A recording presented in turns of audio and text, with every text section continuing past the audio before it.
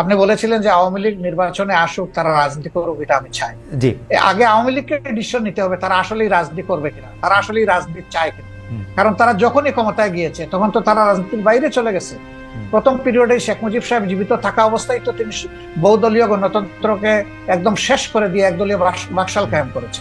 আওয়ামী লীগ যখনই ক্ষমতায় এসেছে সেই জিনিসটাই এস্টাবলিশ করার চেষ্টা করেছে। এবারও তারা কিন্তু সে পথেই হাঁটছিল এবং তাদের নেতারা বলতেন যে আমরা বাকশালের চেতনা অন্তরে ধারণ করি। সাংঘাতিক কথা। বাকশালের চেতনা যদি ধারণ করেন তো আওয়ামী লীগের নামে রাজনীতি করেন কেন? তাইলে তো তাদের সাহস করে বাকশালের নামেই রাজনীতি করতেন, দেখতেন যে জনগণ তাদেরকে কিভাবে রিসিভ করে। সেটা তো তারা করেননি।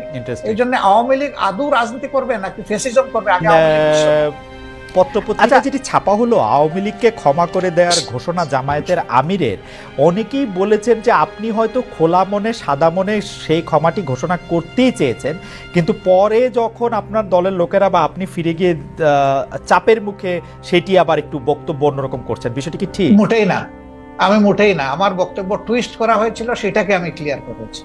কোনো চাপও ছিল না আমার উপরে এবং আমি এখানে কোনো হীনমন্যতায় ভুগিনি। আমি যা ভালো মনে করেছি খোলা মনে সেটি। আসলে আমি আওয়ামী লীগের নাম নেই আর আওয়ামী লীগকেও আমি ইন্ডিকেট করি। শুধু আওয়ামী লীগ আমাদের উপরে জুলুম করে নাই, আরো অনেক পক্ষ আমাদের উপরে জুলুম করেছে।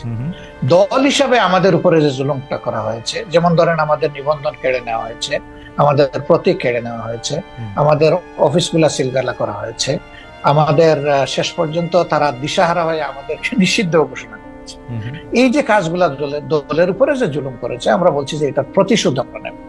কারণ প্রতিহিংসার জন্ম নেই, আর প্রতিশোধ যখনই নিতে যাব তখন আইন হাতে তুলে নেওয়া। আমরা আইন হাতে নেওয়ার ব্যাপারে আমরা বিশ্বাসী না। কিন্তু সাথে সাথে এই কথাটা আমরা বলেছি যে ভিকটিম এবং ভিকটিম ফ্যামিলি যদি আইনের আশ্রয় নেয়, এটা তাদের রাইট ন্যায় বিচার পাওয়া, তাইলে আমরা তাদেরকে সর্বাত্মক সহযোগিতা করবো। আমরা স্ট্যান্ড থেকে সরি না, আমাদের স্ট্যান্ড আছে। এখানে আওয়ামী লীগের নামও নেওয়া হয়নি, আওয়ামী লীগকে ইন্ডিকেটও করা হয়নি। এটা ছিল একটা সামগ্রিক বক্তব্য। আমার এই বক্তব্যটাকে টুইস্ট করা হয়েছে যে জামাতের আমির আওয়ামী লীগকে ক্ষমা করে দিয়েছেন এবং সাধারণ ক্ষমা ঘোষণা করেছেন।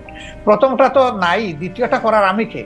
একটা রাষ্ট্রের সাধারণ ঘোষণা করার একমাত্র ব্যক্তি হচ্ছেন রাষ্ট্রপ্রধান, যিনি অর্থাৎ প্রেসিডেন্ট। তিনি ছাড়া প্রধানমন্ত্রী এটা পারেন, আর কেউই পারে না। আমি কে এটা করার? আমার তো কোনো অধিকার নাই। বরঞ্চ আমরা বারবার বলে আসছি যে যাদের উপরে জুলুম হয়েছে, যারা ক্ষতিগ্রস্ত হয়েছে, নিহত আহত গুম হয়েছে, তার সম্পদ হারা হয়েছে, চাকরি হারা হয়েছে, তারা অবশ্যই মামলা করবে এবং তাদেরকে আমরা সঙ্গত সহযোগিতা